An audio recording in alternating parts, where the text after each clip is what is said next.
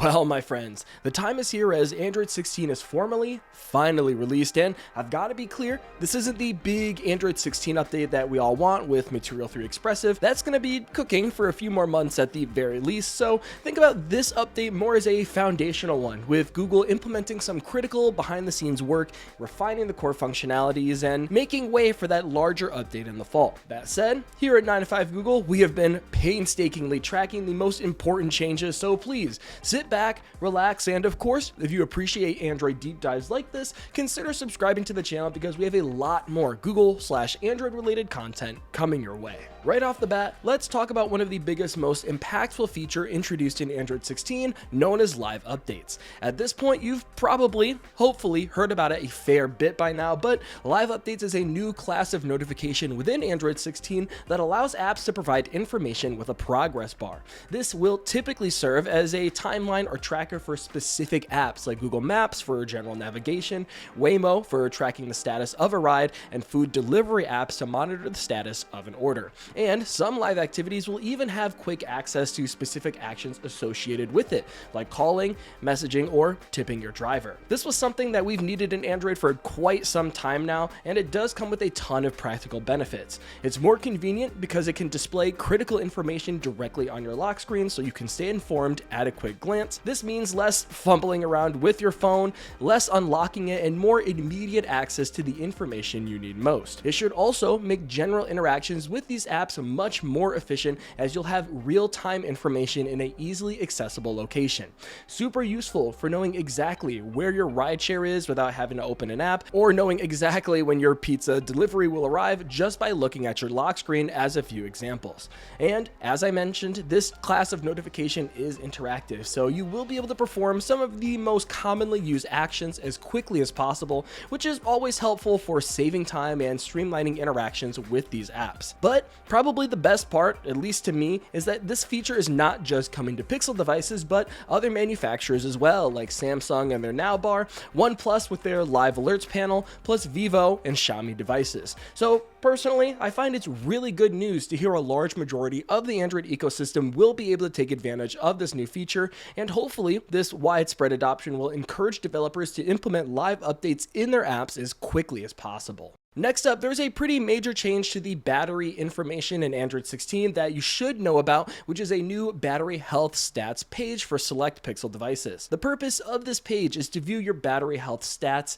and access some tips to extend your battery's lifespan. When your battery is acting normally, you will see this big green check mark indicating everything is normal, but this icon can change if the phone's internal cell shows sign of aging and other lifespan issues. At some point, Google will introduce an ability to improve battery measurements through a calibration process that takes a few weeks, where the battery capacity will be updated to the most accurate information possible. This addition, I think, is a huge benefit for Android users for quite a few reasons, actually. First, it finally gives us a clear idea on our battery health status and your estimated battery capacity. This is really important for understanding the longevity of your device. The ability to track degradation over time is super helpful, as it can let us know why our phone might not be lasting as long as we would expect, giving us actionable insight into our phone's performance. Or, and the number one reason I'll be checking this, is that if you're in the used market, you have some kind of idea of what to expect when it comes to battery life. This feature is something users have been asking for quite some time now, and it's a welcomed addition to say the least. This next one is quite shamelessly more of an iOS feature, but sometimes having a similar feature for the sake of being recognizable is a good thing.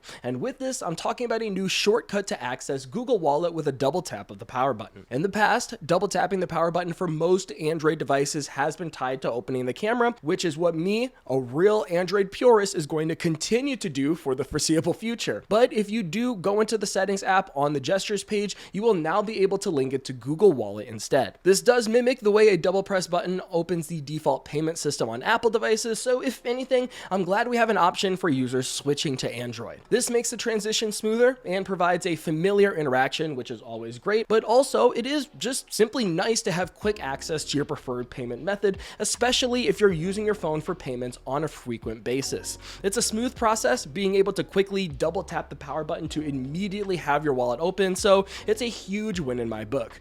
Hopefully, Hopefully, Google opens this up a lot more in the future for other apps, but for now, it's a small but significant step in the right direction. Another small Android 16 change you should know about is the expanded app long press menu in the recents page. In Android 16, when you long press the app icon in the recents menu, a mini menu of sorts will appear as usual that has now been expanded to include new options, such as the ability to take a screenshot, select for copying or searching lines of text in an app, and a close button that does force stop the app. This is a nice change as it's an easier way to access the force stop option, as you can do it directly from the multitasking menu rather than having to navigate through the main settings app, which can be a pain and also a nice time saver. However, I do think it is a bit weird that these select and screenshot options are also underneath the apps as well as the mini menu. I kind of wish that they would find a way to consolidate everything into one easy to access panel, but maybe that's just me. Regardless, I'm sure Google will expand on this in the future, as is shown with the freeform window option that you can activate in the developer settings,